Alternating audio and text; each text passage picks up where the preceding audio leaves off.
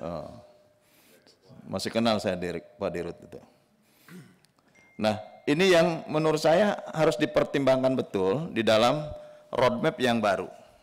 Bagaimana kita bisa memenuhi kebutuhan yang ada. Karena kan basisnya adalah demand. Demand kita naik terus, kalau kita lambat untuk bisa memenuhi terhadap demand yang ada, maka dua kemungkinan, pangsa pasar yang ada diambil oleh kompetitor, atau yang kedua, kalau kompetitor pun tidak ambil, kita bahaya, warning dalam situasi lampu kuning menuju energi yang tidak akan sustain. Ini yang menurut saya yang harus dimunculkan dalam roadmap ini. Yang kedua, sebetulnya saya ingin mengetahui juga progres yang saat ini dilakukan oleh Pertamina. Karena bagaimanapun tulang punggung untuk bisa menuju kepada kemandirian dan kedaulatan energi itu ada di Pertamina. Sebagai operator negara tentu juga harus menunjukkan bisa menjadi lokomotif terhadap menuju kepada kemandirian energi. Saya tidak bicara ketahanan energi karena ketahanan energi kalau basisnya impor terus, dan kemudian sampai saat ini kemampuan kilang yang sudah ready stock dalam negeri 10 hari, maka ini masih rentan terhadap situasi kekurangan di dalam negeri. Nah, oleh karena itu saya ingin mengetahui secara pasti bagaimana peran hulu. Ya, saya memang tidak mengikuti tadi di awal karena pada saat yang sama saya juga ada rapat di BAKN, maka saya ingin mempertanyakan, nanti jawab dengan singkat, progres yang ada di hulu misalkan. Dulu hulu rokan hulu, dulu diandalkan untuk memenuhi kebutuhan minyak dalam negeri. Bahkan Bapak dulu kan di rokan hulu, waktu saya kunjungan masih Bapak dulu di sana, waktu saya pimpinan Komisi 7. Nah, sejauh mana roadmap yang dulu pernah dicanangkan, karena hampir seperempat supply, atau 2/3 ya? Seperempat ya? 2/3. Supply minyak itu kan sangat bergantung dari rokan hulu. Betul? Progresnya seperti apa? Di era Bu Nike itu bahkan setiap 3 hari dihasilkan satu hasil pengeboran. Betul kan? Nah, bagaimana progres saat ini? Apakah lebih progresif, lebih agresif, atau biasa-biasa saja? Kafeknya mulai turun, sehingga sebetulnya semakin turun. Nah, Bu Emma juga harus ini, Bu Emma yang tahu sebetulnya bisa jawab yang begini ini. Cuma nggak ada Pak Nusron sekarang Bu Emma, jadi Bu Emma lebih aman lah ya. Yang kedua juga saya menyoroti di kilang. Bagaimana pengolahan yang dulu besar-besaran, Balikpapan, Balongan, kemudian Cilacap, semua akan diperbesar. Seperti apa progresnya hari ini? Menurunkah dari roadmap yang lama, atau ini ada percepatan untuk lebih agresif, lebih ada percepatan untuk membangun kilang? Sumbernya dari mana? Kan ini juga sangat terkait kalau ada hulu, kemudian ada kilang.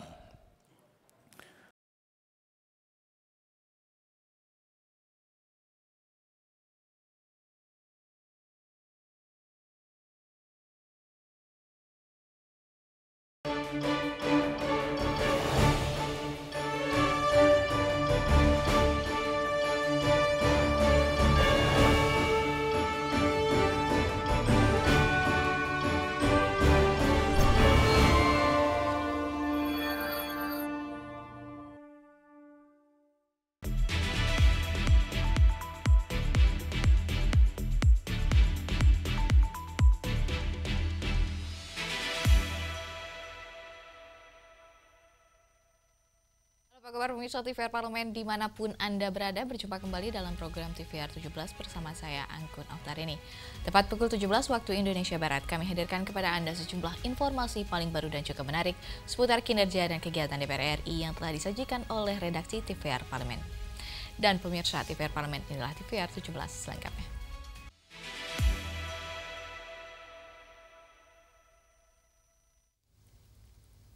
Meninjau langsung penyelenggaraan program sekolah rakyat di Cibinong, Jawa Barat, anggota Komisi 8 DPR RI Sigit Purnomo dorong pemerintah tingkatkan kesejahteraan guru guna ciptakan generasi hebat di masa depan. Meninjau langsung penyelenggaraan program sekolah rakyat di Sentra Terpadu Inten Suwono, Cibinong, Jawa Barat, anggota Komisi 8 DPR RI Sigit Purnomo mendorong pemerintah meningkatkan kesejahteraan guru untuk menciptakan generasi hebat di masa depan. Menurutnya, guru yang sejahtera dapat berkontribusi positif dalam mendukung program prioritas pemerintah yang dirancang untuk memutus garis kemiskinan melalui pendidikan tersebut. Sigit Purnomo mengatakan, guru memegang peranan penting di dalam sistem pendidikan nasional. Menurutnya, tugas guru tidak hanya mengajarkan ilmu pengetahuan, tetapi juga membentuk karakter dan kemampuan siswa. Karenanya ia meminta pemerintah memperhatikan kesejahteraan guru dengan serius, termasuk para guru di sekolah rakyat.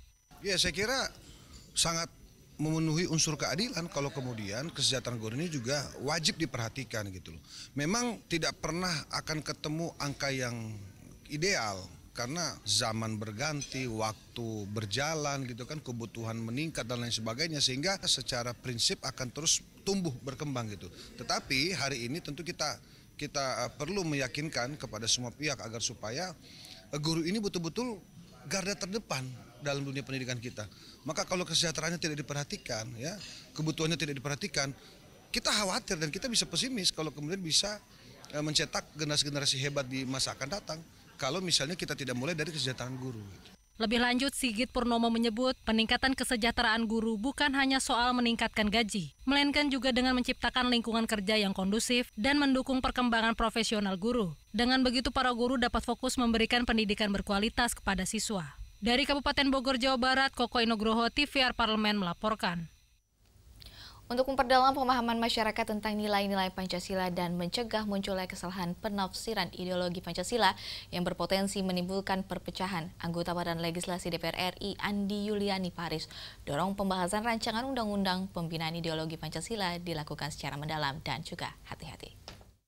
Untuk memperdalam pemahaman masyarakat tentang nilai-nilai Pancasila, serta mencegah munculnya kesalahan penafsiran ideologi Pancasila yang berpotensi menimbulkan perpecahan, anggota Badan Legislasi DPR RI Andi Yuliani Paris mendorong pembahasan rancangan Undang-Undang Pembinaan Ideologi Pancasila atau RUU PIP dilakukan secara mendalam dan hati-hati. Andi Yuliani mengatakan, penafsiran Pancasila tak boleh menciptakan persoalan baru di masyarakat. Karenanya, ia menekankan RUU ini tak boleh menunjuk satu badan sebagai penafsir tunggal. Menurutnya, RUU ini justru perlu mengatur sinergi antar kementerian lembaga ataupun badan terkait agar tidak terjadi tumpang tindih aturan dan domain pengaturan.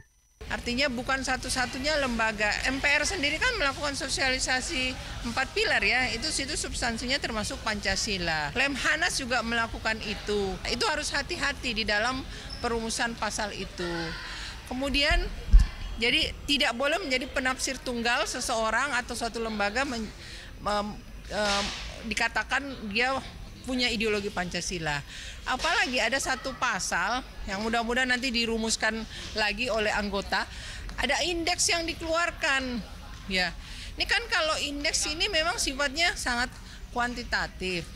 Jadi jangan sampai lembaga ini justru menjadi penafsir tunggal, kemudian menimbulkan konflik baru. Selain itu, Andi Yuliani menegaskan, jika undang-undang tersebut nantinya mengatur pembentukan lembaga pembinaan ideologi Pancasila, ia meminta lembaga tersebut memiliki peran dan fungsi yang jelas, serta hanya berfokus pada pembinaan ideologi Pancasila. Lembaga tersebut tak boleh memengaruhi sektor pemerintahan atau riset karena dikhawatirkan akan menimbulkan kerancuan struktur kelembagaan. Ferdian dan Fuad, TVR Parlemen, melaporkan. Pemirsa, terkait dengan jumlah target dan program pemerintah tidak terrealisasi, mulai dari realisasi pertumbuhan ekonomi hingga realisasi bauran energi baru terbarukan. Di sini anggota Komisi 5 DPR RI Bakri mengatakan bahwa pemerintah harus memiliki alasan jelas jika suatu program tidak dapat direalisasikan. Berdasarkan data Kementerian Perencanaan Pembangunan Nasional atau Bappenas RI, sejumlah target dan program pemerintah tidak terrealisasi, mulai dari realisasi pertumbuhan ekonomi hingga realisasi bauran energi baru terbarukan. Anggota Komisi 5 DPR RI Bakri mengatakan, pemerintah harus memiliki alasan jelas jika suatu program tidak dapat direalisasikan. Bakri menilai, efisiensi anggaran memang menimbulkan dilema. Namun di tengah keterbatasan anggaran ini, ia mendorong kementerian dan lembaga yang merupakan mitra kerja Komisi 5 DPR untuk menganggarkan program-program yang tak bisa selesai dalam 1 tahun anggaran dalam kontrak jangka panjang atau skema multi-years. Selain itu, ia mendorong pemerintah untuk lebih peka terhadap kondisi masyarakat saat ini dengan memastikan setiap program yang menyentuh masyarakat mendapat perhatian yang proporsional. Disumpah pada saat dilantik untuk memperjuangkan aspirasi masyarakat. Nah, oleh sebab itu kami menyampaikan pada saat pembukaan rapat tadi bahwa kita minta mitra ini betul-betul akomodir. Kalaupun ada sesuatu yang tidak bisa diakomodir dengan alasan-alasan yang jelas, itu harus disampaikan menjadi perhatian bagi mitra. Ya, mitra Komisi 5, baik itu di Perhubungan, Kementerian PU, ya, begitu juga dengan PKP, yang lainnya juga semuanya. Jadi apa yang menjadi usulan daripada anggota Dewan itu sangat-sangat perlu dipertimbangkan untuk dimasukkan.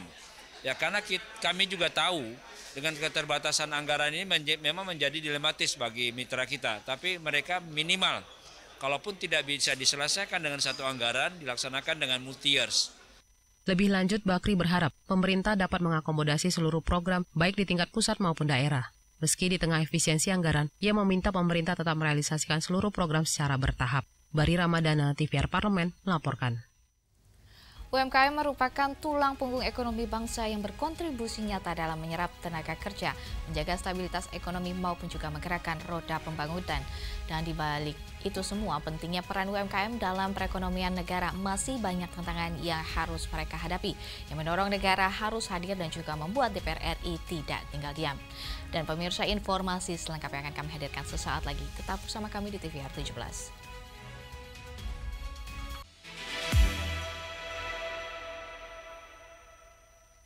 Dulu kan kesini sebagai demonstran gitu kan, jadi ngedemo gitu ya, di luar gitu, zaman mahasiswa ya. Mungkin masyarakat juga lebih taunya gedung ini di 98 ya? Iya, jadi dulu kan ini kan jadi simbol representasi rakyat. Gedung ini, tempat kita sekarang duduk ini tidak pernah ditujukan sebagai gedung parlemen. Bung Karno dengan teman-teman pemimpin ya, dunia selatan, ya, dunia ketiga lah gitu, mereka berkumpul menggagas satu pertemuan ya untuk mengadvokasi bangsa-bangsa yang belum merdeka tadi. Masih banyak pertanyaan di masyarakat. Sebenarnya ini gedung bentuknya apa sih? Si gedung itu tidak pernah didefinisikan mirip apa. Tapi kemudian semakin dia berhasil menciptakan wacana diskusi, berhasil menciptakan polemik segala macam, itu makin berhasil. Kalau saya menafsirkannya, inilah kekuatan imajinasi bangsa Indonesia saat itu dalam menciptakan sebuah gedung yang juga lambang imajinasi sebuah bangsa. Lihat dong Monas, lihat beberapa gedung di sini ya, yang didesain waktu itu masih berdiri kokoh dan nggak ada bandingannya. Ya. Semangat itu sebetulnya sama gitu. Kita kan yang di DPR juga sama. Gitu kan, kita di DPR juga sama, semangatnya sama. Jadi spirit pembebasan, spirit anti penindasan ya ada di gedung ini. Apa langkah yang seharusnya dilakukan atau Bapak sendiri mungkin untuk bisa mengembalikan kepercayaan masyarakat terhadap DPR kalau memang DPR itu hadirnya sangat penting di masyarakat? Wajar ya kalau misalkan sekarang timbul begitu banyak kekecewaan, kemarahan. Memang tugas DPR itu parlemong, ngomong aja. Nah, ngomong itu ketika di sini nih, ya kan? Nah, ketika balik ke masyarakat mestinya kerjanya, nah, gitu dong.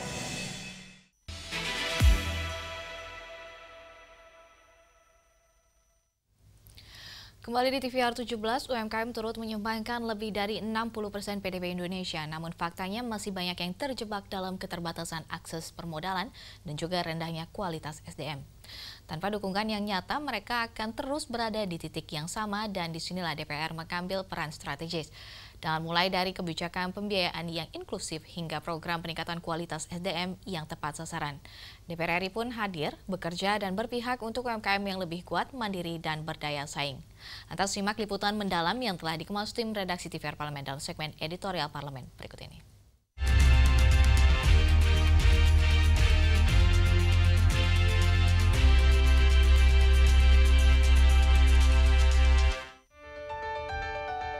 Kementerian UMKM mencatat pada akhir tahun 2024, jumlah UMKM di Indonesia tumbuh hingga 64,2 juta. Banyaknya pelaku UMKM di tanah air diperkirakan memiliki potensi bisnis mencapai 2.194 triliun rupiah pada 2025. Keberadaan UMKM sangat berperan terhadap perekonomian Indonesia. Sektor UMKM menyumbang kontribusi hingga 60% terhadap produk domestik bruto nasional dan mampu menyerap tenaga kerja lebih dari 90%. Meski begitu, banyak UMKM masih berada pada kategori usaha mikro dengan 68% diantaranya memiliki omset tahunan di bawah 50 juta rupiah dan 31% usaha mikro memiliki laba bersih masih di bawah 1 juta rupiah per bulannya. Melambatnya pertumbuhan ekonomi dunia, resiko geopolitik, dan perang dagang berpengaruh pada UMKM Indonesia. Selain penurunan daya beli masyarakat, akses pembiayaan seperti kredit usaha rakyat atau KUR juga membatasi kesempatan UMKM berkembang dan naik kelas. Rendahnya akses pembiayaan bagi pelaku UMKM menjadi sorotan anggota DPR RI. Salah satunya di Kota Sorong, Papua Barat Daya. Dari 21.000 pelaku UMKM yang mendapat akses pembiayaan KUR masih di bawah 20%. Daerah otonom baru seperti Papua Barat Daya membutuhkan perhatian yang lebih dalam mengembangkan perekonomian daerahnya, termasuk UMKM, agar tidak semakin tertinggal dengan wilayah lainnya. Pemerintah daerah perlu menjalin sinergi dengan BUMN perbankan untuk memberikan stimulan dan relaksasi kredit bagi pelaku UMKM. Penguatan ekonomi rakyat melalui UMKM merupakan salah satu upaya yang harus diperkuat. Di sisi lain, BUMN perbankan seharusnya hadir lebih kuat di wilayah Papua untuk menyalurkan KUR lebih luas, terutama bagi masyarakat di pedesaan yang sulit dijangkau dan belum terlayani perbankan.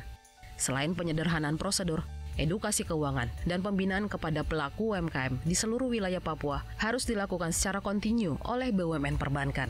Masyarakat yang ingin menjalankan UMKM tidak hanya memiliki kemudahan mengakses kredit, tapi juga memiliki kemampuan mengelola UMKM secara produktif dan terus berkembang.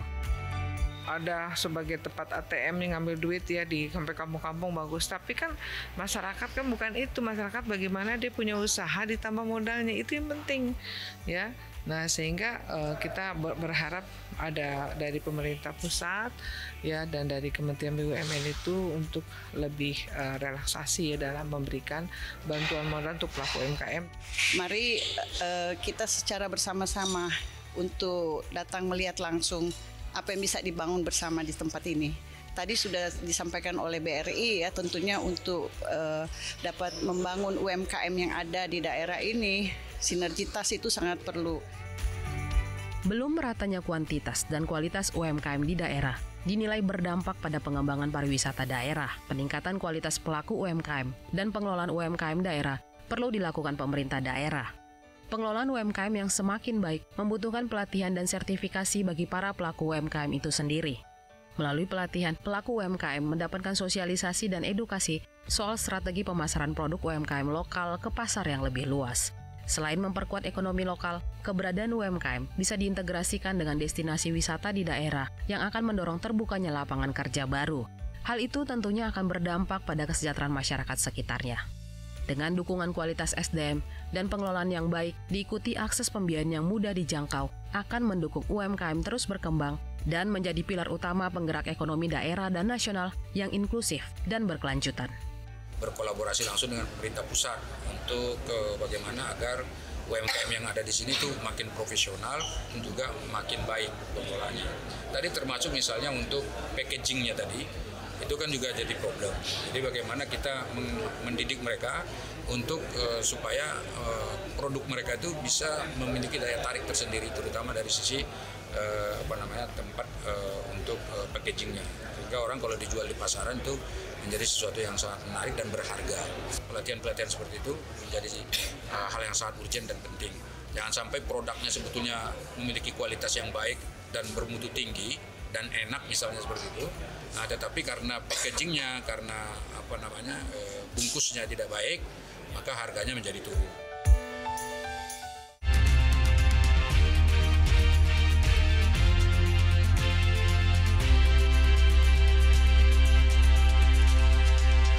Pemirsa, pemerintah memberikan perhatian besar pada dunia pendidikan dasar melalui kebijakan sekolah rakyat. Dan kami akan memberikan informasi selengkapnya. Tetap bersama kami di TVR 17.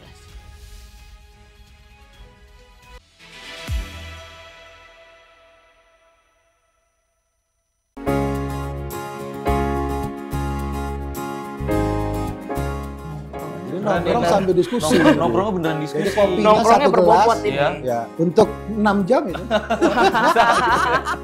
Gimana nih? Ya, wakil rakyat ya. Iya, Bapak sudah merakyat belum? Pelanggaran pertanyaannya, Bapak sudah merakyat belum? Sebelum pelanggaran nih pertanyaannya. Tapi nggak apa-apa. Menurut saya pertanyaan itu harus muncul. Mendengarkan, ya, mereka datang langsung mendengarkan apa yang mereka keluhkan, kemudian bersama dengan rakyatnya itu kita cari jalan keluar dari masalah. Jadi mereka tidak merasa ditinggal. Nah, mereka didampingi untuk menyelesaikan masalahnya. Itu banget harusnya begitu ya Pak Pur. Jadi, dan itu mudah. Wakil rakyat gua nih gitu. Iya. Mantap. Wakil rakyat seharusnya merakyat. Jangan tidur waktu sidang soal rakyat.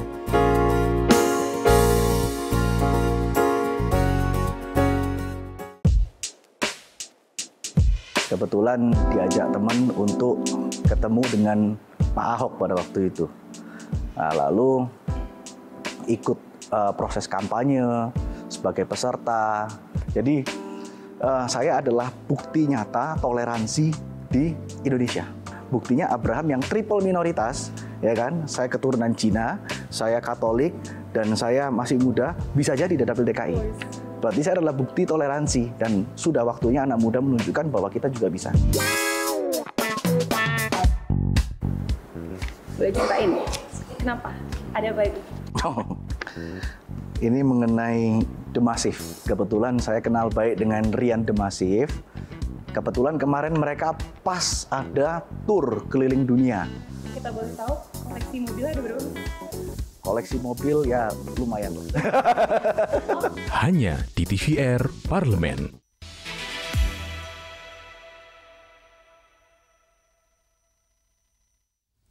Masih bersama kami di TVR 17. Dan dalam RAPBN 2026, pemerintah mengalokasikan anggaran sekolah rakyat hingga 24,9 triliun, melonjak 256% dibanding tahun 2025 yang hanya 7 triliun rupiah. Dan di sini pemirsa, lonjakan ini mendapat sorotan Komisi 8 DPR RI yang menilai penambahan anggaran harus benar-benar menyasar peningkatan akses dan kualitas pendidikan masyarakat, meski serta daerah tertinggal di sini juga sesuai dengan mandat pembangunan masyarakat Indonesia yang berkeadilan.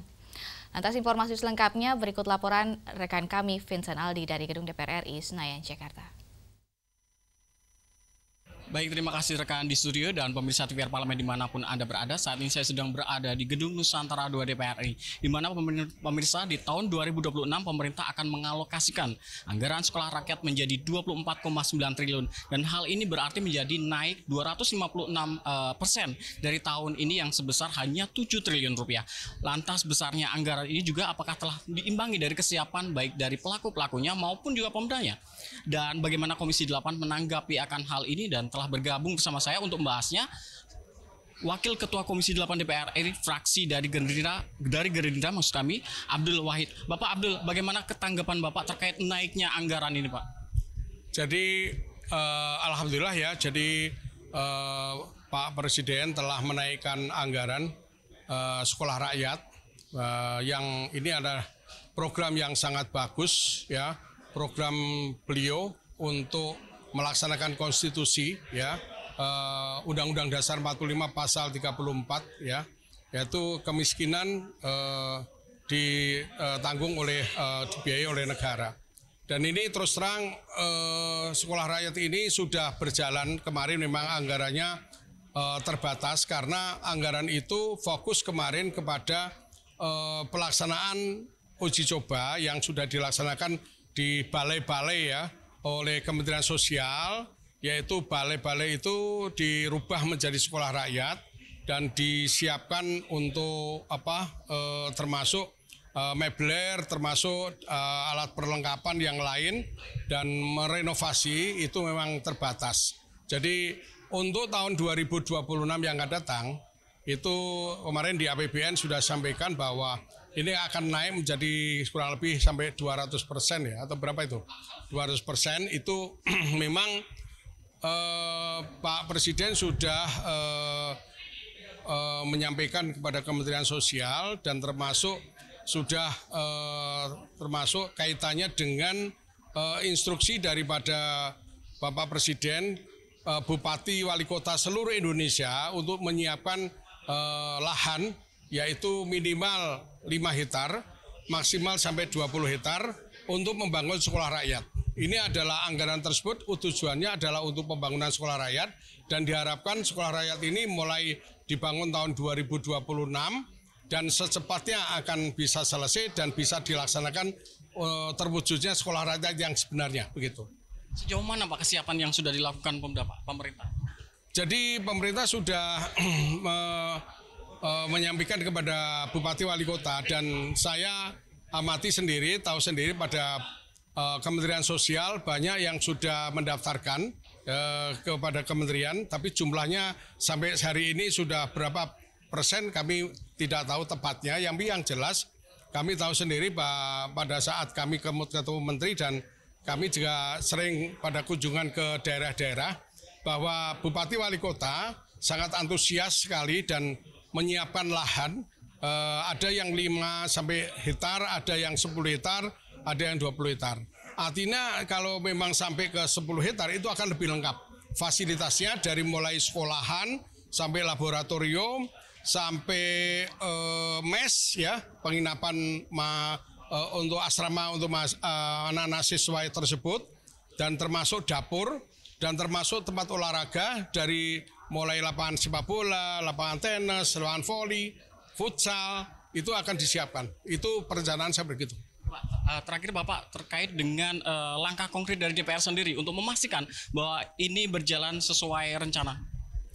Jadi saya lihat langkah konkretnya pemerintah, terutama dari Kementerian Sosial, sudah disiapkan dan sekarang itu termasuk rekrutmen guru sudah disiapkan dan termasuk kerjasama dengan Bupati Wali Kota sampai Kepala Desa untuk mengambil anak-anak yang memang benar-benar miskin ekstrim untuk benar-benar didata dan untuk disiapkan untuk menjadi bisa sekolah di sekolah rakyat tersebut.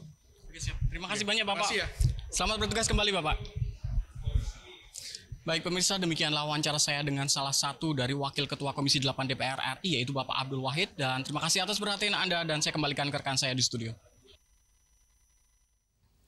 Baik pemirsa, selanjutnya apa saja yang menjadi sorotan di media online nasional pada hari ini? Usai jeda, tetap bersama kami di TVR 17.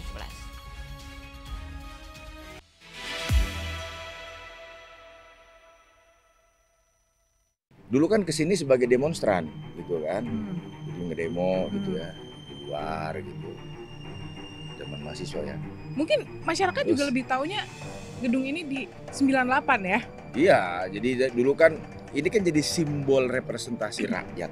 Gedung ini, tempat kita sekarang duduk ini, tidak pernah ditujukan sebagai gedung parlemen. Bung Karno dengan teman-teman pemimpin ya, dunia selatan, ya, dunia ketiga lah gitu, mereka berkumpul menggagas satu pertemuan ya untuk mengadvokasi bangsa-bangsa yang belum merdeka tadi. Masih banyak pertanyaan di masyarakat. Sebenarnya ini gedung bentuknya apa sih? Si gedung itu tidak pernah didefinisikan mirip apa. Tapi kemudian semakin dia berhasil menciptakan wacana diskusi, berhasil menciptakan polemik segala macam, itu makin berhasil. Kalau saya menafsirkannya, inilah kekuatan imajinasi bangsa Indonesia saat itu dalam menciptakan sebuah gedung yang juga lambang imajinasi sebuah bangsa. Lihat dong Monas, lihat beberapa gedung di sini ya, yang didesain waktu itu masih berdiri kokoh dan nggak ada bandingannya. Semangat itu sebetulnya sama gitu. Kita kan yang di DPR juga sama, gitu kan. Kita di DPR juga sama, semangatnya sama. Jadi spirit pembebasan, spirit anti penindasan ya ada di gedung ini. Apa langkah yang seharusnya dilakukan atau Bapak sendiri mungkin untuk bisa mengembalikan kepercayaan masyarakat terhadap DPR kalau memang DPR itu hadirnya sangat penting di masyarakat? Wajar ya kalau misalkan sekarang timbul begitu banyak kekecewaan, kemarahan. Memang tugas DPR itu parlemong. ngomong aja. Nah, ngomong itu ketika di sini nih, ya kan? Nah, ketika balik ke masyarakat mestinya kerjanya, nah, gitu dong. Selamat datang di Biro Pemberitaan Parlemen. Anda memasuki kawasan zona integritas menuju wilayah bebas dari korupsi atau WBK dan wilayah birokrasi bersih dan melayani atau WBBM. Biro Pemberitaan Parlemen berkomitmen penuh untuk mewujudkan wilayah bebas korupsi dan wilayah birokrasi bersih dan melayani. Komitmen kami, pejabat dan jajaran memiliki komitmen tinggi untuk mewujudkan WBK dan WBBM melalui reformasi birokrasi, khususnya dalam hal pencegahan korupsi dan peningkatan kualitas pelayanan publik. Kedua, bebas dari korupsi dengan terwujudnya wilayah bebas korupsi atau WBK, yang artinya bebas dari KKN, gratifikasi dan dari segala bentuk pungutan liar atau pungli. Terakhir, pelayanan prima dengan terwujudnya wilayah birokrasi bersih melayani, yaitu dengan meningkatnya kualitas pelayanan publik dan tercapainya kepuasan masyarakat terhadap pelayanan.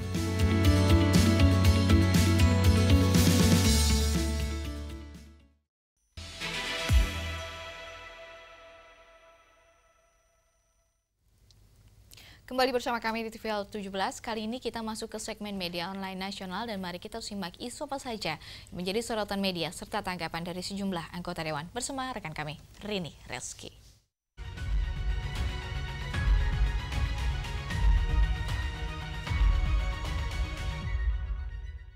Baik, terima kasih rekan Anggun dan selamat sore pemirsa, kita masuk ke segmen media online. Berita pertama yang menjadi headline di media online pada sore hari ini yaitu mengenai tanpa sekolah rakyat. Di sini anak miskin makin sulit untuk melanjutkan pendidikan. Kita lihat pemirsa ke layar kaca. Baik, di sini Wakil Ketua DPR RI yaitu bidang koordinator kesejahteraan rakyat yaitu Cucun Ahmad Samsurizal menegaskan komitmen parlemen dalam mendukung keberadaan sekolah rakyat sebagai instrumen pemerataan akses pendidikan bagi seluruh anak bangsa. Tentunya sekolah rakyat merupakan solusi alternatif bagi anak-anak dari keluarga prasejahtera yang sebelumnya kesulitan melanjutkan sekolah karena faktor biaya. Dan juga pemirsa, DPR RI akan terus bersinergi dengan pemerintah dalam memperkuat dukungan terhadap fasilitas tenaga pendidik dan juga kebutuhan belajar di sekolah rakyat, terutama di daerah-daerah dengan angka putus sekolah yang tinggi. Sebagaimana diketahui, pemerintah menargetkan pembangunan hingga 200 titik sekolah rakyat pada tahun 2026.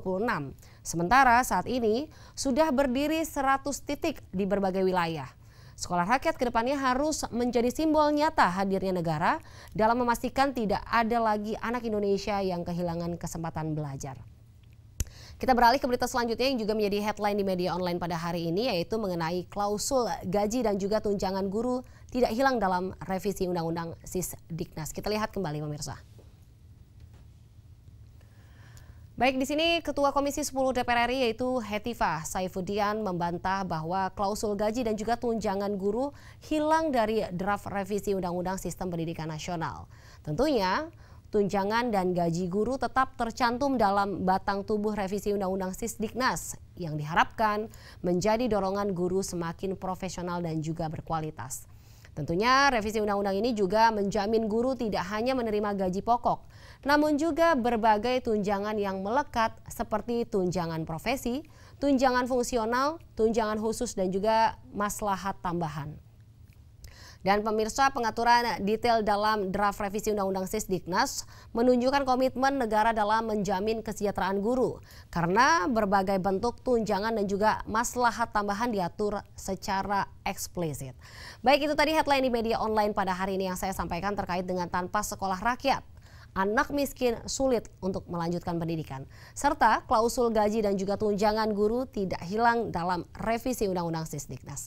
Sekian dari saya, Rini Reski, kembali ke rekan Anggun. Terima kasih pemirsa, selamat sore, sampai jumpa.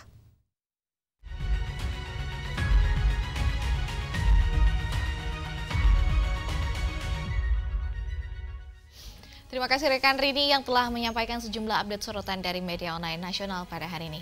Segmen media online tadi sekaligus menutup program TVR 17 edisi sore hari ini. Saya Anggun Oktarini beserta seluruh kru TVR Parlemen yang bertugas mengucapkan terima kasih dan pamit undur diri dari hadapan Anda. TVR Parlemen, Referensi Indonesia.